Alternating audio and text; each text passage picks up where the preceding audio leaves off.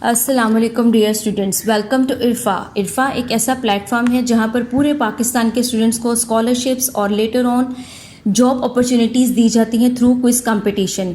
जितने भी quiz competition हो चुके हैं उन तमाम क्वेश्चंस को सब्जेक्ट वाइज हम आने वाली वीडियोस में डिस्कस करेंगे। ऑलमोस्ट 50% क्वेश्चन पास पेपर से ही लिए जाते हैं। Conjunction is however in the sentence she wanted to go, however she stayed home. Statement को पहले समझ लेते हैं। जुमला है कि वो जाना चाहती थी ताहम वो घर में रुक गई। इस जुमले में however कंजंक्शन की कौन सी टाइप है ये आपको बताना है। सबसे पहले कंजंक्शन की डेफिनेशन। कंजंक्शन एक ऐसा पार्ट ऑफ स्पीच है जो फ्रेजेस को, जुमलों को, सेंटेंसेस को जोड़ने के काम आता है। ठीक है, it acts like a bridge, जो दो जुमलों को आपस में जोड़ देता है। अब इसकी टाइप्स हैं। सबसे पहले इसकी टाइप्स को हम डिस्कस करते हैं, फिर हम इजीली इस एमसीक्यू को सॉल्व कर पाएंगे। फर्स्ट है कोऑर्डिनेटिंग कंजंक्शन। कोऑर्डिनेटिंग कंजंक्शन एक ऐसा कंजंक्शन है जो वर्ड्स, फ्रेजेस और क्लॉजेस को आपस में जोड़ता है। ठीक है, which are at equal level, जो एक जैसे लेवल के होते हैं। दे आर 7 इन नंबर्स, और इनको याद रखना इसलिए आसान है क्योंकि ये एक एब्रीवेशन में आते हैं जिसकी एब्रीवेशन होती है fan boys, and they are always exist as a single word. Fan boys, F for A for and, N for nor, B for but, O for or, Y for yet and S for so। जब fan boys आप याद कर लेंगे तो आपके जहन में फ़ौरन से ये याद आ जाएगा कि ये कोऑर्डिनेटिंग कंजंक्शन है और ये दो जुमलों को, ये दो फ्रेजेस को आपस में मिलाने के लिए इस्तेमाल होते हैं। आगे हम इसको देखते हैं। Subordinating conjunction. Subordinating conjunction are that type of conjunction with join clause. एक क्लॉज को दूसरे क्लॉज के साथ मिलाते हैं, लेकिन जो दूसरा क्लॉज होता है वो इस तरह का होता है कि अगर आप उसको अकेला रीड करेंगे तो वो कोई मीनिंगफुल जुमला नहीं बनाएगा। वो खुद से स्टैंड अलोन नहीं कर सकता, खुद से उसका कोई मीनिंग नहीं होगा जब तक कि आप उसके साथ एक दूसरा जुमला ना अटैच कर दें जो उसको मीनिंगफुल बना दे। इसलिए सब ऑर्डिनेटिंग का मतलब होता है ऐसा जुमला जो किसी दूसरे जुमले का उधार ले और उस पर डिपेंड करता हो। ठीक है, और ये जो सब ऑर्डिनेटिंग कंजंक्शन है, they help in forming complex sentences. ये कम्प्लेक्स तरह के जुमले बनाते हैं। जैसे कि इसमें एग्जाम्पल में आता है because, when, though, although. These are all examples of subordinating conjunction. सब ऑर्डिनेटिंग कंजंक्शन की एक हम मिसाल के थ्रू इसको समझने की कोशिश करते हैं। I am not going to work because I am sick.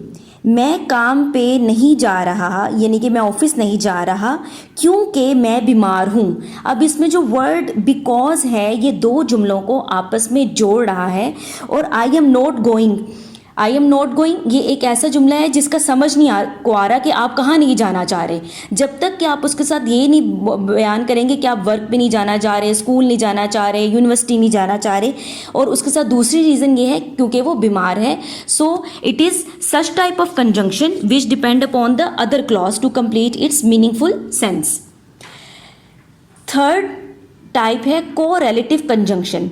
Correlative का मतलब होता है आपस में मिलते जुलते। को का मतलब सेम लेवल पे ये कंजंक्शन यूज होते हैं। इनकी पहले डेफिनेशन पढ़ते हैं।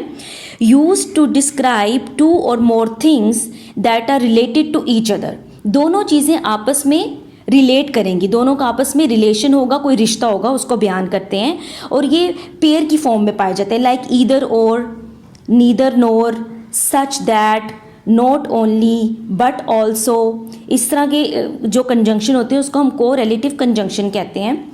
और अगर हम इसकी एग्जाम्पल को मैं बयान करूँ तो मैं इस तरह कह सकती हूँ, he is not only intelligent but also very funny. वो ना सिर्फ, नॉट ओनली आ गया, वो ना सिर्फ इंटेलिजेंट है लेकिन वो फनी भी है। तो यहाँ पे not only but also, it is a pair of conjunction which is called correlative conjunction. अगर इस पॉइंट पे आप अपने कंसेप्ट को क्लियर कर लेंगे और टाइप्स को समझ लेंगे तो इंशाल्लाह कंजंक्शन की जो भी टाइप आएगी आप उसको ईजिली अटेम्प्ट कर पाएंगे। Conjunctive adverb. कंजंक्टिव एडवर्ब क्या होता है? Conjunctive adverb use to denote contrasting opinions. For example आप कोई बात कर रहे हैं और उसके अंदर मुतजाद है, कोई आप सजेशन दे रहे हैं, उसके अंदर दो बातें हैं और वो एक दूसरे से ऑपोजिट हैं, कोई स्टेटमेंट दे रहे हैं वो आपस में एक दूसरे से ऑपोजिट हैं, और इसके लिए हमारे पास जो एडवर्ब की एग्जांपल आती हैं that include however, besides, instead, anyway, in addition, furthermore. Basically conjunction एक ऐसा टॉपिक है जिससे बहुत ओवरलैपिंग है, लेकिन हम छोटे छोटे क्लू से इसको समझ के इसको अपने लिए आसान बना सकते हैं कंसेप्चुअल वाइज। कंजंक्टिंग एडवर्ब की मैं आपको एग्जांपल देती हूँ। He is a hard worker and further more he does any kind of work. वो हार्ड वर्कर है, मेहनती है, और इसके अलावा, फर्दर मोर का मतलब इसके अलावा, वो एक हर किस्म का काम कर सकता है। सो यहाँ पे जब आप इसकी टाइप्स को, इसके साथ एग्जाम्पल्स को और सेंटेंसेस को अच्छे तरीके से अपने माइंड में सेट कर लेंगे तो इंशाल्लाह ये आपके लिए टॉपिक आसान हो जाएगा। सो मैं उम्मीद करती हूँ कि आप थोड़ा इससे आपने अपने जहन में इसको बिठाएंगे और आगे जाके कोशिश करेंगे MCQs को सॉल्व करने की। Next question, which of the following is a coordinating conjunction. अब जितना भी पीछे आपने पढ़ा उससे रिलेटेड आपको कंजंक्शन के आएंगे। Coordinating conjunction that type of conjunction जो डिस्क्राइब करते हैं टू और मोर थिंग्स को जो आपस में जुड़ी होती हैं। Because, since, as and D, ये चारों ऑप्शन हैं। सो इसमें से आपका जो करेक्ट ऑप्शन है दैट इज बिकॉज। सॉरी, यहाँ पे मुझसे ये टिक हो गया है, यहाँ पे एंड है। And is a coordinating conjunction जो दो जुमलों को या दो सिचुएशंस को आपस में मिलाने के लिए इस्तेमाल होता है।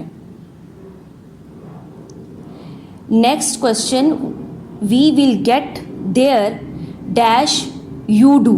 हम वहाँ पे पहुँच जाएंगे जैसे ही तुम वहाँ पे पहुँचोगे। सूनर, एज सून और as soon then.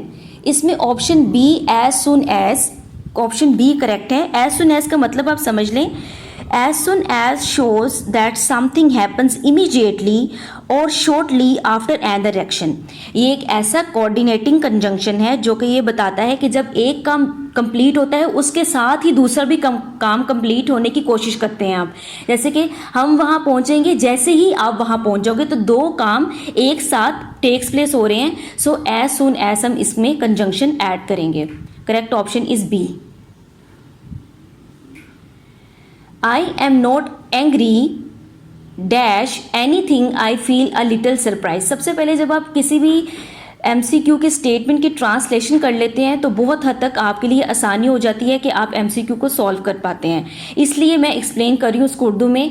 I am not angry, मैं आपसे नाराज़ नहीं हूँ जब तक कि anything I feel a little surprise, कि कोई चीज़ मुझे हैरान कर दे या परेशान कर दे। इसमें option A if, option B unless, C whether और डी दो। सो 50 इसका करेक्ट आंसर है आपका इफ़। अगर, I am not angry if, अगर, anything I feel a little surprise, अगर कोई भी चीज़ मुझे परेशान ना करे।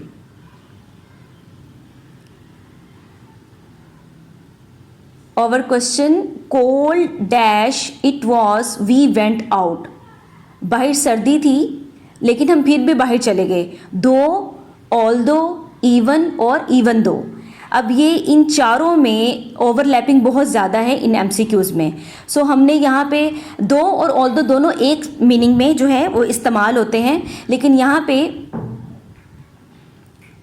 although आएगा या दो। मैंने दोनों ऑप्शन, मैंने बी पे करेक्ट किया है लेकिन उसने रॉन्ग इसलिए किया है क्योंकि ये दोनों ऑप्शन एक जैसे हैं। दो एंड ऑल दो दोनों एक मीनिंग में आते हैं, आप कोई भी लगा सकते हैं। कोल्ड ऑल दो, अगर चाह बाहर सर्दी थी, वी वेंट आउट, लेकिन हम फिर भी बाहर चले गए। रिक्वेस्ट है कि हमारे इस नोबल कॉज में जो हम पूरे पाकिस्तान के स्टूडेंट्स को फ्री एजुकेशन देना चाहते हैं थ्रू क्विज़ कंपटीशन में हमारा साथ दें। और आपका साथ यही है कि आप हमारे चैनल को सब्सक्राइब करें और फ्रेंड सर्कल में शेयर करें। और इसके साथ साथ जो स्टूडेंट्स भी क्विज़ कंपटीशन में शामिल होना चाहते हैं वो हमारी वेबसाइट irfa.org.pk पर रजिस्टर करें ताकि मैक्सिमम स्टूडेंट इस स्कॉलरशिप से फ़ायदा उठा सकें। Thank you. कंजंक्शन की डेफिनेशन आपने सेलेक्ट करनी है। A word that describes a person, place, thing और idea, a word that joins two clauses, a word that shows the relationship between a noun और pronoun and other word in a sentence, और a word that modifies और describe a verb, adjective और adverb. इनमें से जो सबसे definition है conjunction की वो ऑप्शन बी में है, एक ऐसा वर्ड जो टू क्लॉजेस को आपस में ज्वाइन करने में हेल्प आउट करता है।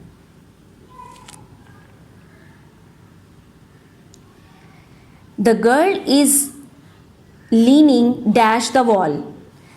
लड़की जो है वॉल के अगेंस्ट खड़ी है। यहाँ पे लीनिंग LEANING आएगा। लीनिंग का मतलब जब हम दीवार के साथ टेक लगा के खड़े हो जाते हैं, तो अगेंस्ट द वॉल यहाँ पे सेलेक्ट करेंगे, विच इज ऑप्शन डी।